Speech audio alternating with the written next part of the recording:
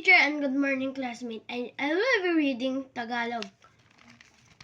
Ang alamat ng Bulkang Mayon. Muling pagsasalaysay ni Rene O. Villanueva.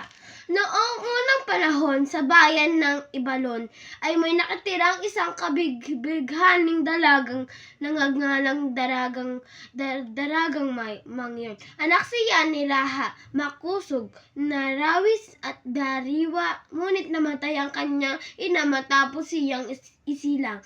Ang kagandahan itaglay ni Daragang Magayon ay nakakaakit na maraming manliligaw mula sa iba't ibang tribo. Isa sa kanila ay ang mapagmataas at mapalalong pagtuga. Isang magaling na mangangaso at malakas na pinuno na Iraga. Nagpakita ng paniniwala sa pamamagitan ng pagbibigay ng pagmamahaling regalo sa amam. Yun. Thank you po.